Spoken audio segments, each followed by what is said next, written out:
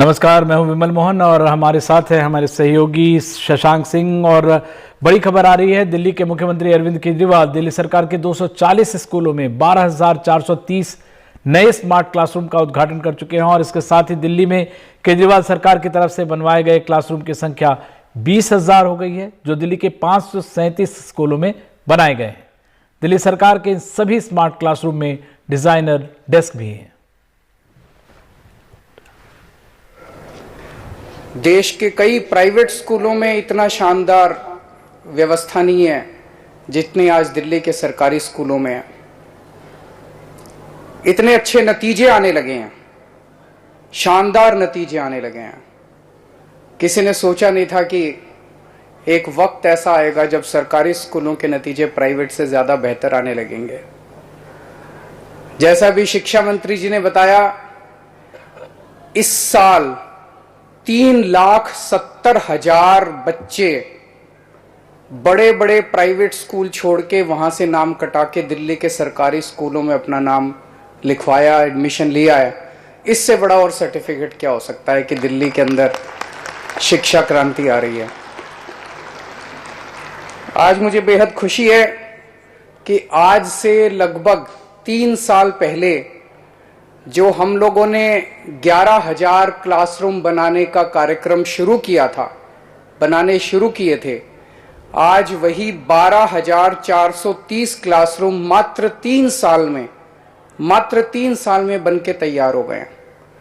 ये भी अपने आप में हमारे देश के अंदर जो व्यवस्था है उसमें एक अजूबा ही माना जाएगा। नहीं तो हम देखते हैं कि कोई भी स्कूल, अस्पताल, उसकी फाउंडेशन, उसकी नींव जो है वो हर चुनाव के पहले फोड़ा जाता है नारियल, और फिर अगले चुनाव में फिर नारियल फोड़ते हैं, और फिर अगले चुनाव में फिर नारियल फोड़ते हैं। बनता कभी नहीं है। हमारे यहाँ अगले चुनाव के पहले ही बना देते हैं। जितने काम शुरू करते हैं वो सारे काम जो है वो टाइम के पहले शुरू हो जाते हैं। तो मैं आज दिल्ली के सारे दिल्ली वासियों को, दिल्ली के लोगों को, बच्चों को बहुत बहुत बधाई देना चाहता हूँ। इतने बड़े स्तर पे आप सोच के देखो, 12,430 क्लासरूम का क्या मतलब है। अगर एक नया स्कूल बनता है 10वीं क्लास तक का, उसमें कितने कमरे होते होंगे? 20, 30, 40, 50। 50 भी बहुत है।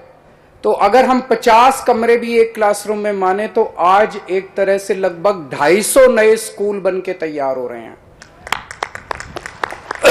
और इन स्कूलों में शानदार लैबोरेटरी, शानदार मल्टीपर्पज हॉल, और इनमें कई कमरे ऐसे हैं जो डिजिटल कमरे हैं, डिजिटल क्लासरूम है, उनके बोर्ड वगैरह डिजिटल हैं, जो कि बड़े बड़े प्राइवेट स्कूलों में नहीं मिलते।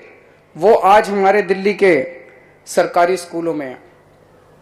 यहां आने से पहले मैंने थोड़ी सी रिसर्च करी तो पता चला कि पिछले 7 साल में दिल्ली सरकार ने टोटल मिला के दिल्ली में जो 20,000 क्लासरूम बनाए हैं, टोटल 7 साल में 20,000 टोटल क्लासरूम बनाए हैं। इसके मुकाबले पूरा देश अगर देखें हम, पूरे देश की जितनी दूसरी राज्य सरकारें हैं, केंद्र सरकार है, सारी सरकारों को अगर हम मिला लें तो पूरे देश में भी 7 साल में 20,000 क्लासरूम नहीं बने जितने अकेले दिल्ली में बन गए। ये बड़ी बात है कि पूरे देश में 20,000 क्लासरूम नहीं बने 7 साल में। सारी सरकारें मिला, मध्य प्रदेश, राजस्थान, केरला, ये फलाना ढिमका, जितनी सारी सरकारें मिला लो, केंद्र सरकार मिला लो, सबने मिला के 7 साल में 20,000 क्लासरूम नहीं बनाए जितने दिल्ली सरकार ने अकेले दिल्ली में बना दिए। बाबा साहब का सपना था। बाबा साहब ने शिक्षा पे बहुत जोर दिया था। बाबा साहब का सपना था कि हर बच्चे को, चाहे वो गरीब का बच्चा हो, चाहे वो दलित का बच्चा हो, हर बच्चे को अच्छी से अच्छी शिक्षा मिलनी चाहिए। दुर्भाग्यवश आज 75 साल हो गए आजादी के, 75 साल के बाद भी बाबा साहब का यह सपना पूरा नहीं हुआ। आज गरीबों के बच्चों को, बाकी देश के हिस्सों में गरीबों के बच्चों को अच्छी शिक्षा नहीं मिलती। वो सरकारी स्कूलों में जाते हैं, सरकारी स्कूलों का बुरा हाल है जैसे पहले दिल्ली में होता था। मुझे खुशी है कि बाबा साहब का सपना कम से कम आजादी के 75 साल बाद कम से कम दिल्ली में पूरा होना चालू हो गया।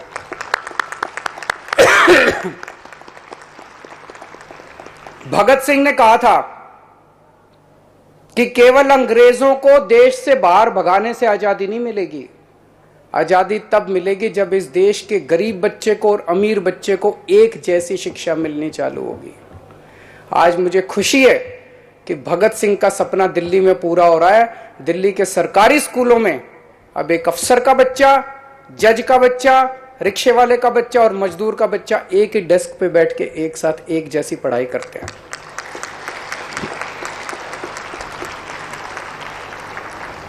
तो ये दिल्ली में जो पिछले 7 साल से हो रहा है, इतने शानदार सरकारी स्कूल हो गए, इतने शानदार गरीबों को अच्छी पढ़ाई मिल रही है, मन में ये आता है यार ये 75 साल में क्यों नहीं हुआ। इसका मतलब हो तो सकता था, जब हमने 7 साल में कर दिया तो 75 साल में भी हो सकता था। क्यों नहीं हुआ 75 साल में? सोच के देखो, अगर आज 75 साल पहले देश के अंदर इतनी अच्छी शिक्षा का व्यवस्था हो जाती, अगर हमारे गरीबों के बच्चों को भी इतनी अच्छी शिक्षा 75 साल पहले से मिलने चालू हो जाती, आज देश कहां का कहां पहुंच जाता। गरीबी दूर हो जाती, अनपढ़ नहीं रहते लोग, कहां का कहां पहुंच जाता देश। टाइम 75 साल अपने खराब हो गए। इसीलिए आज मैं एक बड़ा ऐलान करने जा रहा हूं। आज मैं एक ऑफर कर रहा हूं, अपने पास समय नहीं है, देश ऑलरेडी 75 साल खो चुका है। हमें राजनीति नहीं करनी, हमारे लिए देश इंपॉर्टेंट है। अगर देश की कोई भी सरकार, चाहे वो बीजेपी की हो, चाहे कांग्रेस की हो, चाहे किसी भी पार्टी की हो, कोई भी सरकार अपने अपने राज्य के अंदर दिल्ली जैसी अच्छी शिक्षा व्यवस्था करना चाहती है, तो हम मनीष सिसोदिया जी को थोड़े दिन के लिए उनको लोन पे दे देंगे।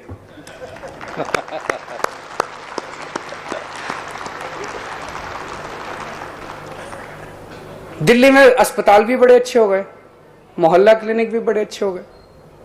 तो अगर देश की कोई भी सरकार, चाहे बीजेपी की हो, कांग्रेस की हो, किसी भी पार्टी की हो, अपने राज्य में अस्पताल अच्छे करना चाहती है, मोहल्ला क्लिनिक अच्छे करना चाहती है, तो हम थोड़े दिन के लिए सत्येंद्र जैन को उनको लोन पे दे देंगे। हमारा मकसद ये नहीं है कि हम हर जगह चुनाव लड़ के जीते हैं, चुनाव लड़। हम यहाँ पे कोई नेपोलियन नहीं है कि घोड़ा लेके चला था और एक के बाद एक। हमारा मकसद देश है, देश आगे बढ़ना चाहिए।